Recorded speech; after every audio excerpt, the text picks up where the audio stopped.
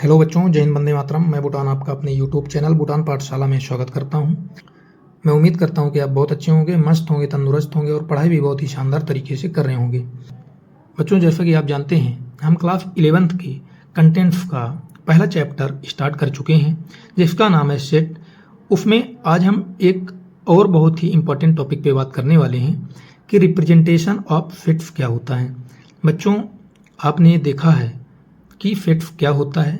अगर आप हमारी पिछली वीडियो एक सीक्वेंस में नहीं देख रहे हैं तो हो सकता है आज की क्लास आपको समझ में ना आए, और अगर आप सेट्स के बारे में नहीं जानते हैं तो आप हमारी जितनी भी 2-3 क्लासें हुई हैं, उन दोनों, शायद 2 या 3 क्लास हुई हैं, उन सभी को आप देखिए, तभी इस वीडियो को देखिए, आपको बहुत अच्छे समझ में आएगा।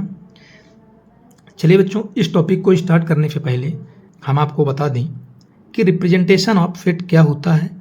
देखिए, रिप्रेजेंटेशन ऑफ सेट जो होता है वो सेट्स की सजने और संवरने का तरीका होता है। आपको अगर सामान्य जीवन से समझना है तो यही है, जिस प्रकार से आप किसी पार्टी या फंक्शन में जाते हैं तो सजते और संवरते हैं, अच्छे अच्छे कपड़े पहनते हैं, उसी प्रकार से सेट्स को रिप्रेजेंट करने का मतलब है कि सेट्स का सजना और संवरना। केवल 2 ही तरीके सेट सजता है। पहला तरीका होता है रोस्टर फॉर्म एंड दूसरा होता है सेट बिल्डर फॉर्म। बात समझ में आई? कौन कौन से 2 तरीके होते हैं बच्चों सेट्स के रिप्रेजेंटेशन के? एक होता है रोस्टर फॉर्म और दूसरा होता है सेट बिल्डर फॉर्म। बात समझ में आई कि नहीं आई? बच्चों, रोस्टर फॉर्म को आपको याद रखना है, टेबुलर फॉर्म भी बोलते हैं। बात समझ में आई? चलिए मैं आपको थोड़ा सा बता देता हूँ सेट होता क्या है, क्योंकि हो सकता है आप सेट्स के बारे में कुछ भी ना जानते हों। देखिए, जैसे आपसे किसी ने पूछा 14 को डिवाइड करने वाले जितने भी नेचुरल नंबर्स हैं वो क्या सेट बनाएंगे? चलिए देखते हैं। 14 को डिवाइड करने वाला पहला नेचुरल नंबर कौन सा है? 1, 2, फिर कौन आएगा बच्चों? ना 5 से होगा, ना 6 से, 7 होगा। अगला नेचुरल नंबर कौन सा है? 14। मतलब कि केवल यही 4 नेचुरल नंबर्स हैं जो 14 को डिवाइड करेंगे, इसके अलावा कोई और नेचुरल नंबर नहीं होगा बच्चों। बात समझ में आई? इसका मतलब आपसे क्या क्वेश्चन किया जा रहा है बच्चों? 14 को डिवाइड करने वाले जो नेचुरल नंबर्स हैं वो क्या सेट्स बनाएंगे? तो देखिए, 1, 2, 7, 14, ये 14 को डिवाइड करने वाले नेचुरल नंबर्स हैं। अब सेट्स बनाएंगे या नहीं बनाएंगे, अगर इसके बारे में आप बहुत ही डिटेल में जानना चाहते हैं तो आप हमारी पिछली वीडियो देखिए, लेकिन अगर आपको शॉर्ट्स में डायरेक्ट जानना है तो हम बता देते हैं आपको। देखिए, आप इंडिया के बच्चे से पूछिए या अमेरिका या किसी भी कंट्री के बच्चे से पूछिए कि 14 को डिवाइड करने वाले कौन कौन से नेचुरल नंबर होंगे, हर बच्चा यही बताएगा 1, 2, 7 और 14 होगा। ना तो इससे कोई कम बताएगा, ना तो इससे कोई ज़्यादा बताएगा। मतलब 14 को डिवाइड करने वाले नेचुरल नंबर्स का ये जो कलेक्शन बना, क्या बना बच्चों? कलेक्शन बना। एक कलेक्शन वेल डिफाइंड होगा। क्यों? क्योंकि 14 को डिवाइड करने वाले नेचुरल नंबर्स का जो कलेक्शन है ये केवल सिंगल कलेक्शन है। कैसा? सिंगल कलेक्शन है। और जब भी किसी भी क्वेश्चन का केवल सिंगल कलेक्शन बनता है तो उस कलेक्शन को हम कह देते हैं एक कलेक्शन वेल डिफाइंड है। और जब भी कोई कलेक्शन वेल डिफाइंड हो जाता है तो ये सेट्स बनाता है। मतलब 14 को डिवाइड करने वाले जो नेचुरल नंबर्स हैं 1, 2, 7, 14, ये क्या सेट्स बनाएंगे? हाँ, ये सेट्स बनाएंगे, क्योंकि एक कलेक्शन वेल डिफाइंड होगा। बात समझ में आई आपको? आपको पता चल गया कि 1, 2, 7 और 14 ये जो कलेक्शन बन रहा है 14 को डिवाइड करने वाले नेचुरल नंबर्स का, ये सेट्स बनाएगा। अब जब एक कलेक्शन सेट बना लिया तो आपको अब हम बता रहे हैं कि इसे आप दो प्रकार से रिप्रेजेंट कर सकते हैं। पहला मेथड होगा रोस्टर या टेबुलर फॉर्म, और जो दूसरा मेथड होगा वो सेट बिल्डर फॉर्म है बच्चों। ठीक है, तो आज की क्लास में हम केवल देखेंगे सेट के रिप्रेजेंटेशन का रोस्टर फॉर्म कौन सा होता है। ठीक है, और नेक्स्ट क्लास में हम बात करेंगे सेट बिल्डर फॉर्म क्या होता है। बच्चों आपको आराम से पढ़ना है, ज़्यादा स्ट्रेस नहीं लेना है कि एक ही दिन में सब कुछ पढ़ लें, धीरे धीरे सीखना है। ठीक है, हम आपको आज की क्लास में रोस्टर फॉर्म बताएंगे और अगली क्लास में सेट बिल्डर फॉर्म बताएंगे। अगर आपको ज़्यादा इच्छा होगी बच्चों दोनों को एक साथ देखने की, तो आप लगातार दोनों वीडियो देख लीजिएगा।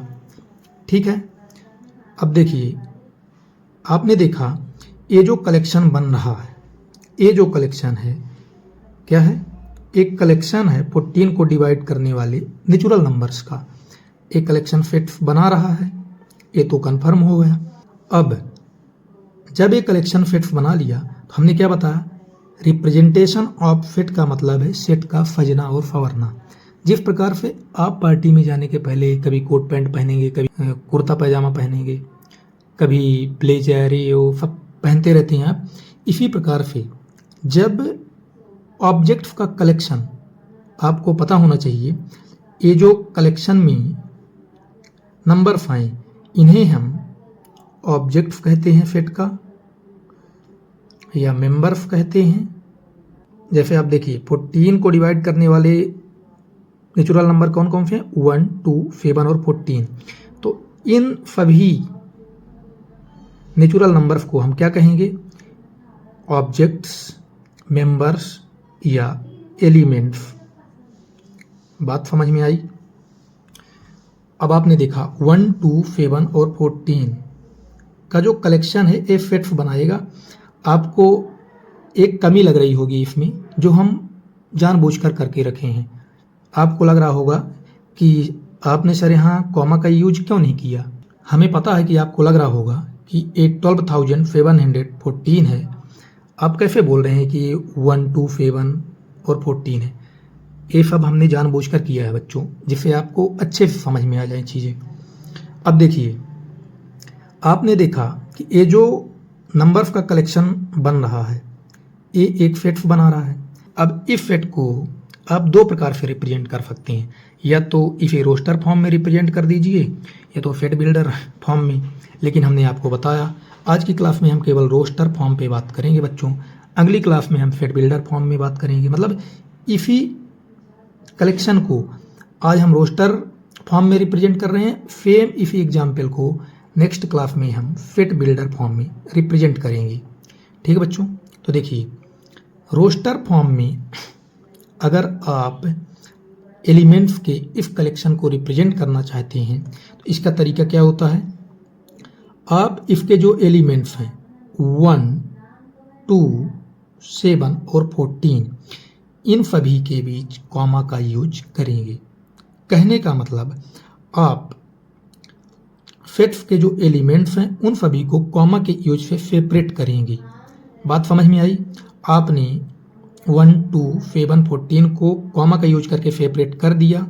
जब आप सेट्स के सभी एलिमेंट को कॉमा का यूज करके सेपरेट कर देंगे, अब इसे आप इफ क्लोज्ड ब्रेसेस के अंदर क्या कर देंगे, रख देंगे सभी एलिमेंट्स को।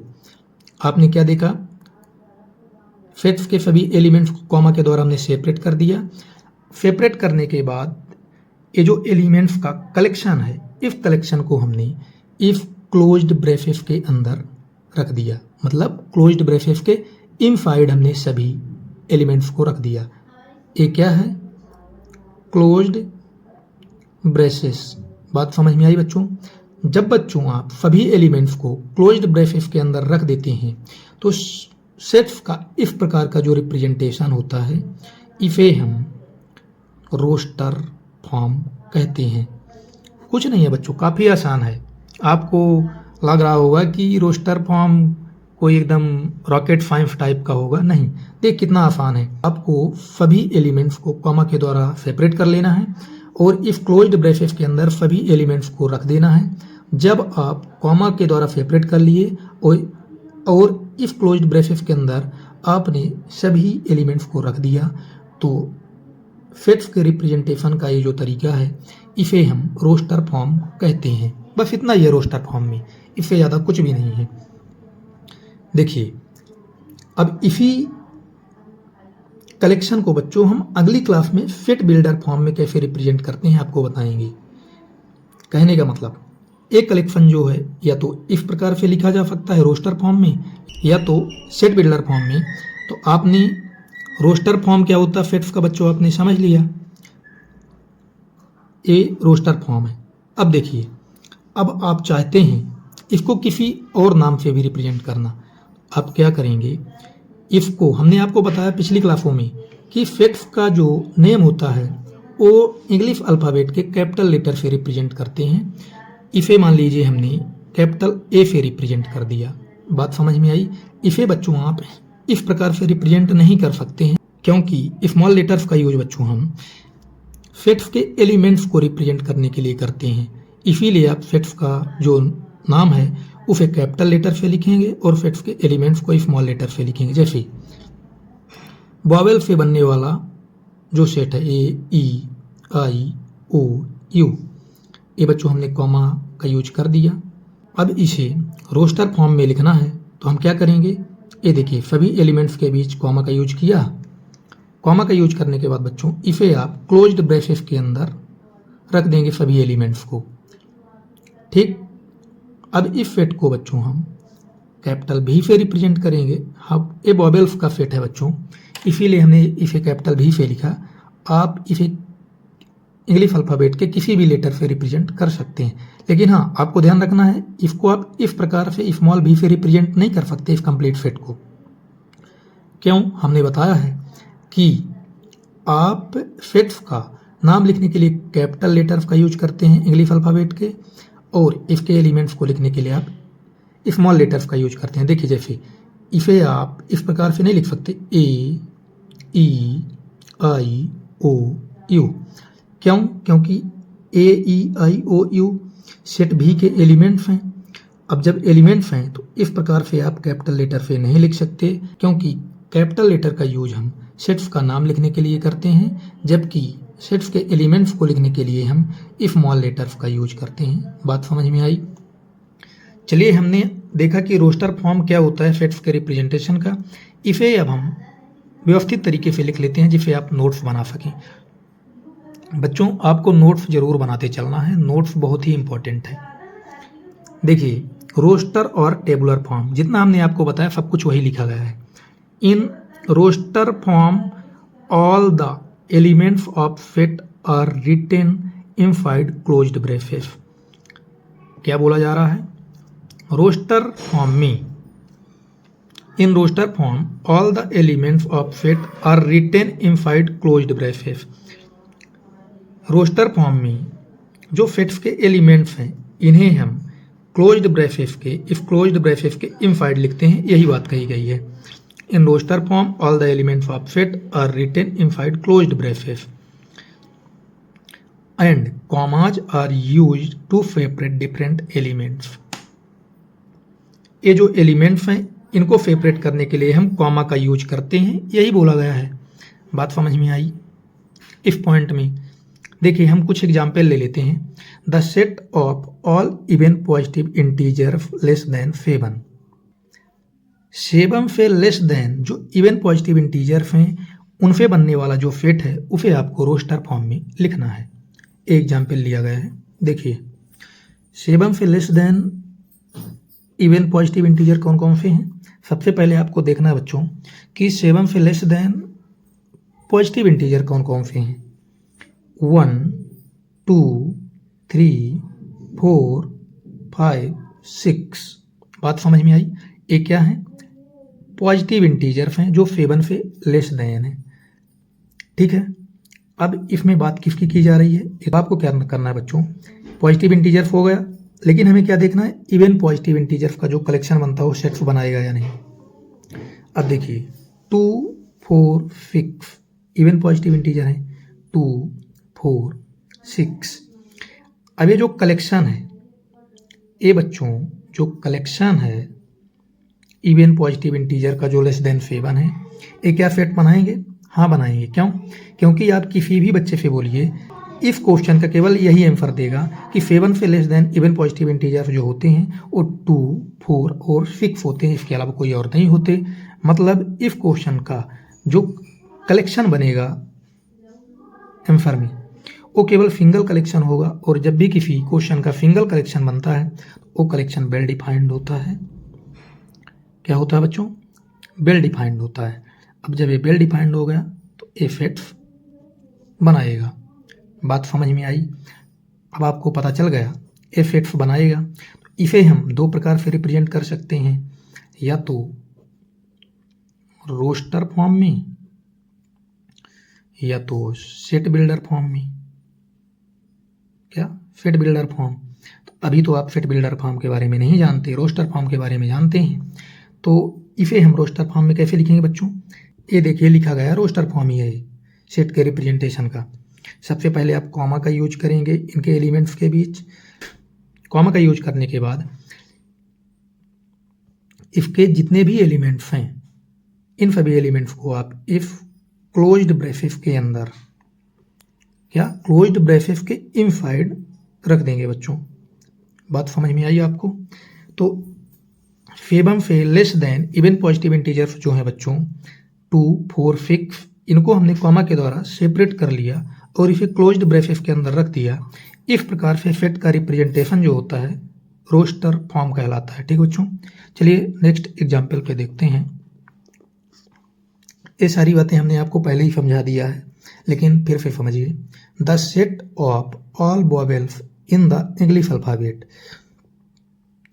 देखिए इंग्लिश अल्फाबेट में जो वोवेल्स का सेट होता है वो क्या होता है?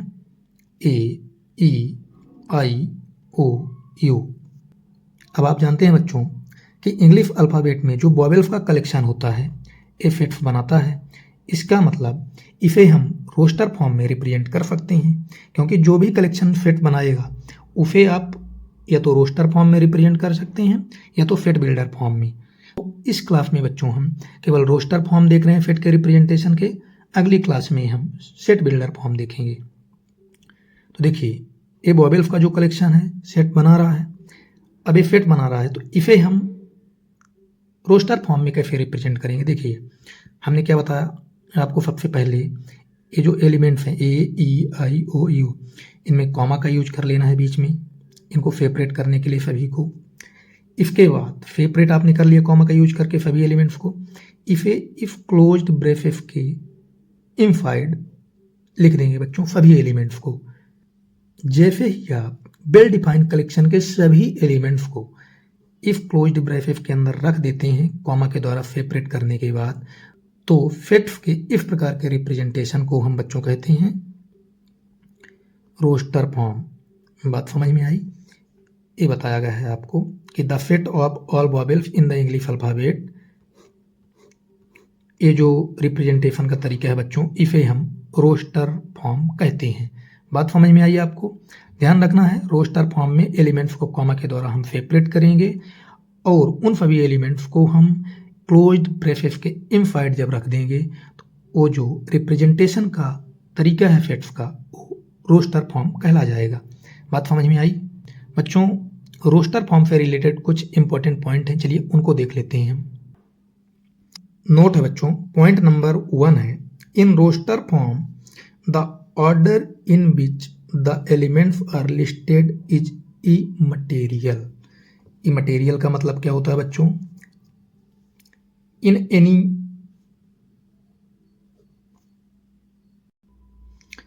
Any sequence.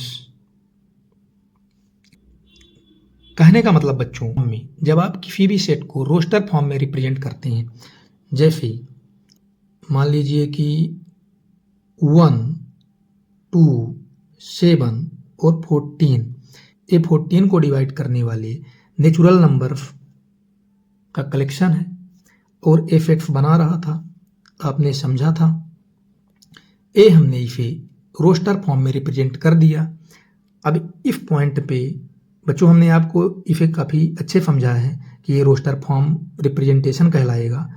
जब आप एलिमेंट्स के बीच कॉमा का यूज करेंगे और इफ क्लोज ब्रेसेस के अंदर सभी एलिमेंट्स को रख देंगे तो फेट्स का इस प्रकार का जो रिप्रेजेंटेशन होता है उसे फेट्स का रोस्टर फॉर्म कहते हैं। अब हम समझ रहे हैं कि रोस्टर फॉर्म में the order in which the elements are listed is immaterial. कहने का मतलब रोस्टर फॉर्म में आप फेट्स को इस प्रकार से लिखें या 14, 7, 2, 1 इस प्रकार से लिखें या आप 7, 2, 14, 1 इस प्रकार से लिखें। सभी में कोई भी डिफरेंस नहीं है, सब सेम है। बात समझ में आई? कहने का मतलब फेट्स के एलिमेंट्स को आप किसी भी क्रम में लिखें, चाहे 1 2 7 14 लिखें या 14 7 2 1 लिखें या 7 2 14 1 लिखें, इससे कोई भी फर्क नहीं पड़ता है। अब ध्यान रखना है इस कलेक्शन के अंदर फेट्स के सभी एलिमेंट्स आने चाहिए। ऐसा नहीं होगा कि आप 1 2 7 लिख दें और बोलें कि ये दोनों क्या इक्वल है। नहीं, ये दोनों इक्वल नहीं हैं, ये दोनों डिफरेंट हैं, डिफरेंट फेट हैं। लेकिन क्या ये सभी इक्वल हैं? हाँ, ये सभी इक्वल हैं। आप एलिमेंट्स को किसी भी सीक्वेंस में लिखिए, उससे कोई भी फर्क नहीं पड़ता है। यही बात कही गई है, यही बात कही गई है इस पॉइंट पे कि in roster form the order in which the elements are listed is immaterial.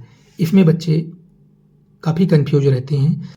अगर हमने किसी भी सेट को इस प्रकार से लिख दिया तो ये पहला तरीका हो गया, अगर हमने इस प्रकार से लिख दिया तो ये दोनों डिफरेंट हो गए, ये कन्फ्यूजन बना रहता है, जबकि ये दोनों सेम है। सीक्वेंस अगर आप एलिमेंट्स को किसी भी सीक्वेंस में लिख रहे हैं उससे कोई फर्क नहीं पड़ता बच्चों। ठीक, चलिए हम अगला पॉइंट देख लेते हैं। पॉइंट नंबर 2 है बच्चों, in roster form of a set the elements are not repeated. बहुत ही इंपॉर्टेंट पॉइंट है बच्चों। इसी पॉइंट पे बच्चे हमेशा गलती करते हैं कि जो सेट के रिप्रेजेंटेशन का रोस्टर फॉर्म होता है उसमें एलिमेंट्स को रिपीट कर देते हैं। जैसे एग्जाम्पल दिया गया है, the set of all letters forming the word school. देखिए SCHOOL,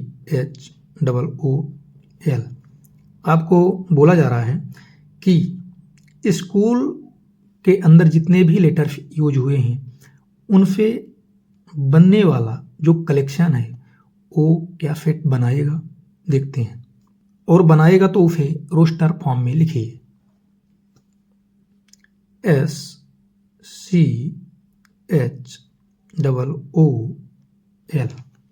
देखिए ए स्कूल एक वर्ड है, क्या है बच्चों? वर्ड है। SCHOOL इसके क्या है? लेटर्स हैं।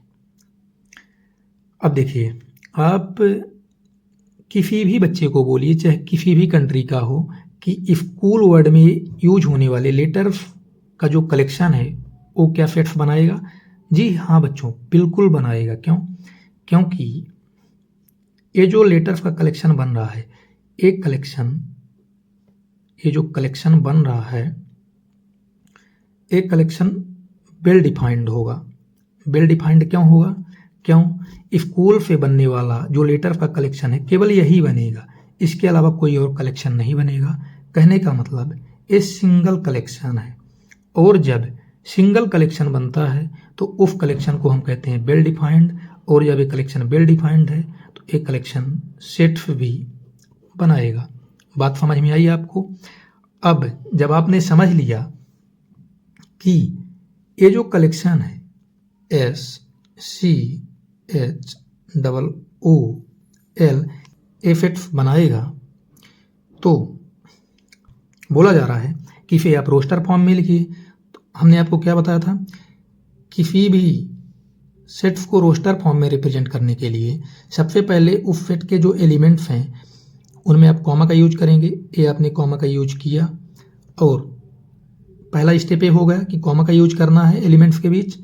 सेकंड स्टेप क्या है बच्चों, कि आपको इफ कंप्लीट कलेक्शन को इफ क्लोज्ड ब्रेसेस के इनसाइड लिख देना है।